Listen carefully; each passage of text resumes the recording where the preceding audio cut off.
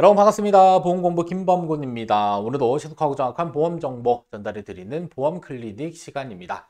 자, 이번 시간 주제는 이 종신보험을 연금 전환했다라고 해서 발생되는 보험 차익에 대해서 무조건 다 비과세가 적용되는 것은 아닙니다. 따라서 어떠한 경우에는 비과세가 적용되고 어떠한 경우에는 보험 차익에 대해서 이자 소득세가 적용될 수 있는지 관련 내용에 대한 부분들 이번 시간 영상 통해서 정리 진행하도록 하겠습니다. 자, 그러면 본론 들어가기 앞서 여러분들 구독, 좋아요 하나씩 눌러주시고 이번 시간 영상 끝까지 시청해 주시면 감사하겠습니다.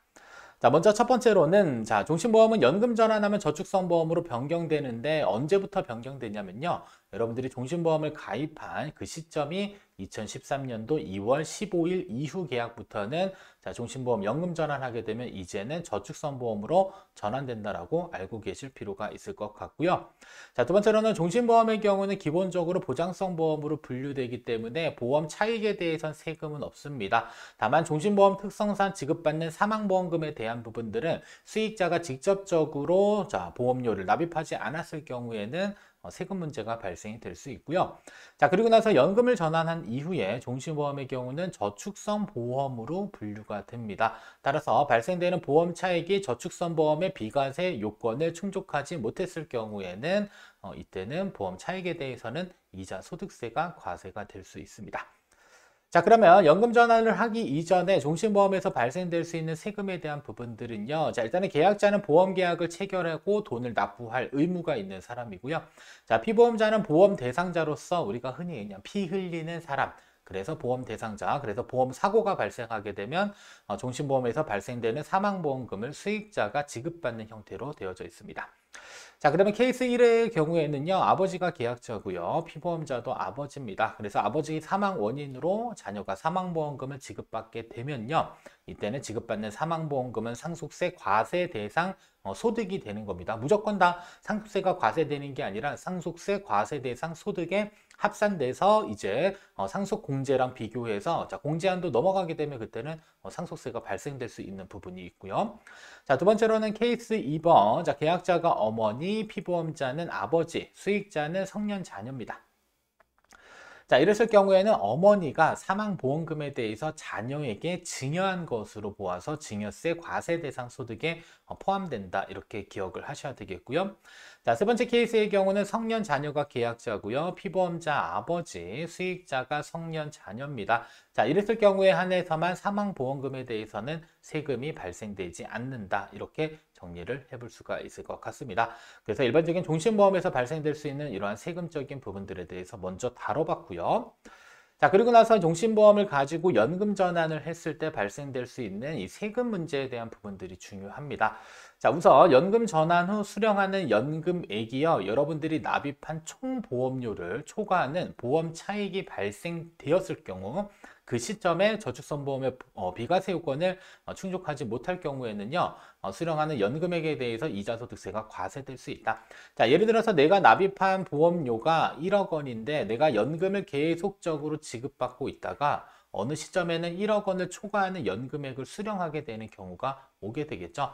자, 그러면 초과하는 연금액을 수령하기 이전에 반드시 무슨 요건을 충족해야 되냐? 비과세 요건을 충족을 해야 됩니다. 자, 만약에 비과세 요건을 충족하지 못했을 경우에는 수령하는 연금액에 대해서 이자소득세가 과세될 수 있고요. 자, 그러면 이러한 이자소득세는 어디에 영향을 주냐면 첫 번째로는 건강보험료에 영향을 줍니다. 줄여서 건보료라는 이름을 쓰죠. 자, 그러면 건보료에 어떻게 영향을 받냐면요. 자, 우리가 직장 가입자의 경우는요, 보수 이외의 소득이 연간 2천만 원을 초과했었을 경우에는 초과분에 대해서 건보료가 부과되고 있고요. 자, 그리고 지역가입자의 경우는요, 연간 1천만 원이 초과하게 되면, 이자나 배당소득에 대한 부분입니다. 이자나 배당소득이 금융소득 1천만 원을 초과하게 되면 초과분이 아니라 전액에 대해서 2024년 기준으로요, 7.09%의 연간 건강보험료를 추가적으로 납부를 해야 됩니다. 자, 또한 이자소득으로 잡히기 때문에 금융소득 종합과세가 있습니다. 금융소득 종합과세라 하는 것은요, 연간 이자 배당 소득이 2천만 원을 초과했었을 경우에는 다른 소득이랑 합산해서 우리가 다시 한번 5월 달에 세금 신고하는 것을 의미를 하는데요. 따라서 이렇게 저축성 보험에서 보험 그 비과세 요건을 충족하지 못했을 경우에 발생되는 보험 차익에 대해서는 이자 소득세가 과세가 되고요. 자, 이러한 이자 소득세는 건강보험료나 금융소득에 영향을 주기 때문에 여러분들 비과세 요건에 대한 부분들은 충분히 고려를 해야 될 필요가 있다는 점 꼭 알고 계실 필요가 있습니다. 자, 그러면 저축성보험의 비과세 요건은요. 자, 일시납보험, 우리가 뭐 즉시연금이라는 이름을 표현하고 있는데 얘는 납입보험료가 1억 원을 초과하면 안 되고요. 자, 적립식 계약의 경우는 2017년도 4월 1일 이후 뭐 2024년 기준이 되겠죠. 자, 이때는 납입기간을 일단 최소 5년, 그다음에 기본 보험료는 균등해야 됩니다. 그리고 자, 선납은 6개월 이내까지만 인정이 되고요. 자, 월 평균 보험료는 150만 원을 초과하게 되면 이때는 비과세 요건을 충족하지 못하기 때문에 세금이 부과된다라고 보시면 되겠습니다. 자, 그리고 또 한 가지 중요한 사실은요. 자, 저축성 보험 한 건당 이렇게 월 납입 보험료 150만 원 기준이 아니고요. 전체입니다. 내가 여러 건의 저축성 보험을 가입하고 있다라고 한다면 비과세 요건에 대한 부분들을 맞추셔야 돼요. 그 금액의 크기가 월 전체 150만 원 기준점이 있다라는 점을 꼭 기억을 해 주실 필요가 있습니다. 자, 그러면 자, 종신보험을 연금 전환했을 때 자, 비과세 요건을 충족하기 위해서는요. 자, 일시납 연금으로 전환하거나 거치식 연금으로 전환할 수 있는데 자, 이때 일시납 연금으로 거치했었을 경우에는요. 납입보험료 기준이 아니고요. 전환 시점에 해지환급금이 1억 원 미만일 경우에만 비과세 처리되는 부분들이 있고요. 자, 그리고 거치식 연금으로 전환했었을 경우에는 적립식 비과세 요건을 충족해야 됩니다. 그래서 일단 가입 기간 기준으로는요. 전환 시점부터 최소 10년 이상 유지했을 경우 비과세 혜택을 볼 수 있기 때문에 10년 이전에 납입한 보험료보다 더 많은 연금액을 수령하게 되면 그때 발생되는 보험 차익에 대해서는 어떻게 된다? 이자 소득세가 과세된다라는 사실을 꼭 기억을 해 주실 필요가 있습니다.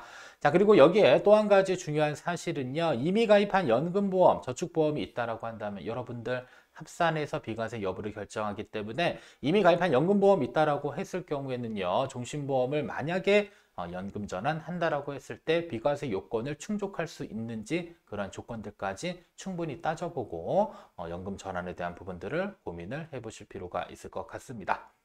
자, 결론입니다. 자, 종신보험 연금 전환 시 무조건 비과세 되는 것은 아니다. 꼭 주의 깊게 보실 필요가 있을 것 같고요. 자, 따라서 연금 전환 시 저축성 보험으로 전환되고요. 그리고 전환 시점에 해지 환급금을 재원으로 연금액을 산정하고 있습니다. 그래서 여러분들이 납입한 납입보험료 기준이 아니라 해지 환급금 기준이기 때문에 납입한 보험료보다 해지 환급금이 낮다라고 한다면 실질적으로 수령하는 연금액의 크기는 여러분들이 납입한 보험료보다는 월등히 낮아진다라는 부분들 꼭 기억해 주실 필요가 있겠고요. 자, 그리고 나서 연금 전환했을 때 내가 예상 연금 수령액이 어느 정도가 되는지 그리고 어떠한 이율로 불이돼서 연금액을 지급해 주는지 여부 등은 꼼꼼하게 따져볼 필요가 있습니다. 자, 또한 기존에 가입한 저축성 보험이 있다라고 한다면 조심하셔야 됩니다. 자, 비과세 여부는 하나하나의 금융상품을 보는 게 아니라 전체 금융상품을 합산해서 보기 때문에 합산됐었을 경우에도 비과세 요건 등을 충족할 수 있는지 여부 등을 고려해서 여러분들 연금 전환을 해야 될 필요가 있으니까요. 무턱대고 연금 전환하지 마시고요. 가장 유리한 선택의 조건들을 살펴보고 그래도 나에게 이익이 된다라고 판단되셨을 때 연금 전환하는 게 가장 유리하다라는 거 기억해 주시면 좋을 것 같습니다.